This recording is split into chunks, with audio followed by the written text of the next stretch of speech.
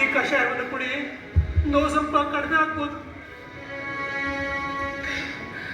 ಕಣ್ಮುಚ್ಚುವ ಕಾಲ ಹೊಸ್ತಿಲಲ್ಲೇ ನಿಂತಿರುವಾಗ ಯಾವ ಕಷಾಯವೂ ನೆರವಿಗೆ ಬರುವುದಿಲ್ಲ ಬದನೆ. ಬಿಡು, ನನಗೆ ಯಾವ ಕಷಾಯವೂ ಬೇಡ.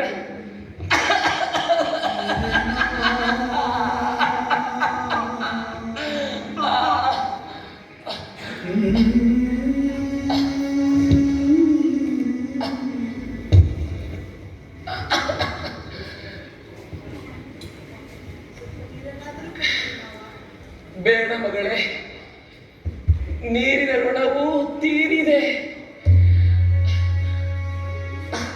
ಚಂಡಕ, ಒಂದೇ ಒಂದು ಆಸೆಯಿಂದ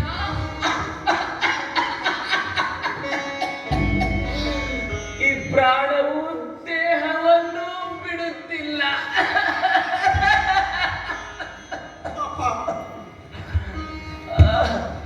ಚಂಡಕ, ಚಂಡಕ,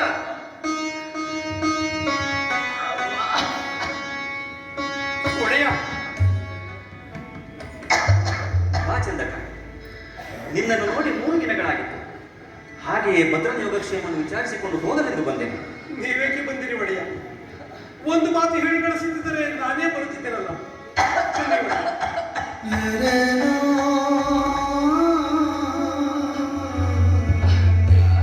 ಅಪ್ಪ ಅಪ್ಪ, ಕಣ್ಬಿಡಪ್ಪ.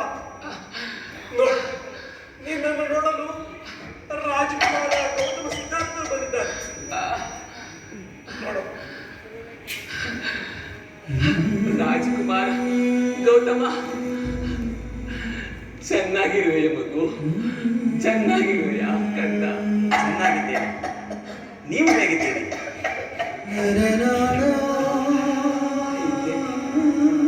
ವಯಸ್ಸಾಗಿ ನರಳುತ್ತ ಹೇಗೋ ಇನ್ನು ಮುಂದೆ ಹೇಗೂ ಸಮಾಧಾನ ಮಾಡಿಕೊಳ್ಳಿ. ಚಂದಕ,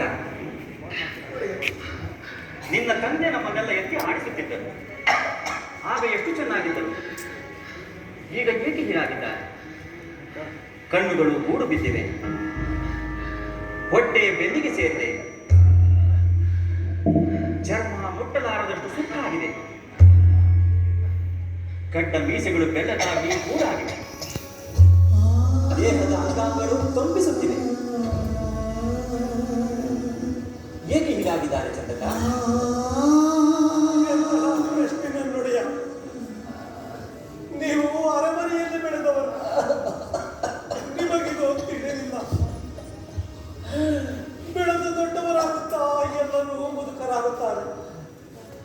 ಮುದಿತನದಲ್ಲಿ ದೇಹವು ರೋಗ ರುಜಿನಗಳ ಆಶ್ರಯ ತಾಣವಾಗುತ್ತದೆ. ನಮ್ಮ ತಂದೆಗೂ ಮುದಿತನ ಆವರಿಸಿ ರೋಗದಿಂದ ನರಳುತ್ತಿದ್ದಾರೆ.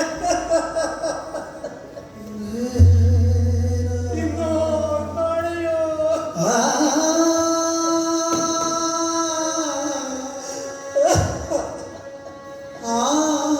ಸಮಾಧಾನ ಮಾಡಿಕೊ ಚಂದಕ, ಸಮಾಧಾನ ಮಾಡಿಕೊ. ಇದಕ್ಕೆ ನಾನೇನಾದರೂ ಸಹಾಯ ಮಾಡಬಹುದೇ ಚಂದಕ? ಬೇಡ ಒಡೆಯ, ಬೇಡ. ನಿಮ್ಮಿಂದ, ನಿಮ್ಮ ತಂದೆಯವರಿಂದ ನನಗೆ, ನನ್ನ ಕುಟುಂಬಕ್ಕೆ ಅಪಾರವಾದ ಸಹಾಯ ದೊರೆತಿದೆ. ಆ ವಿಷಯ ತೀರಿದ ಮೇಲೆ ಯಾರು ತಾನೇ ಏನು ಮಾಡಲು ಸಾಧ್ಯ?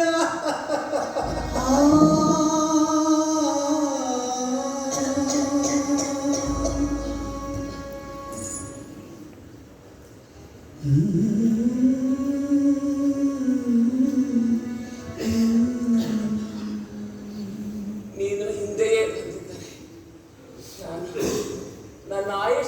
ನಿನಗೆ ಕೊಟ್ಟು ದೀರ್ಘಕಾಲ ಬಾಳು ಎಂದು ಹರಸುತ್ತಿದ್ದೆ. ಈಗ ನನ್ನ ಬಳಿ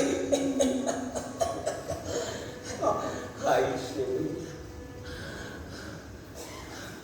ಆದರೂ ಚೆನ್ನಾಗಿ ಮಾಡಿಕೊಂಡ, ಚೆನ್ನಾಗಿ ಸಮಾಧಾನ ಮಾಡಿಕೊಳ್ಳಿ. ನಿನ್ನ ಮನದಿ ಗರ್ಭಿಣಿಯಾಗಿದ್ದಾಳಂತೆ.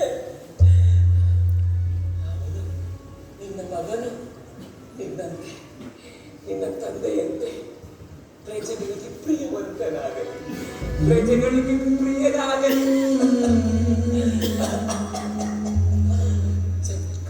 ಅಪ್ಪ ಮಾಯನೇ,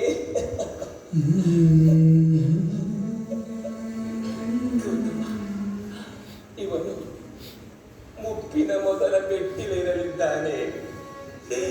ಇವನನ್ನ ಸಲಹು ಗೌತಮ. ಇವನು ನನ್ನಂತೆ ನರಳುವಂತಾಗಲಿ.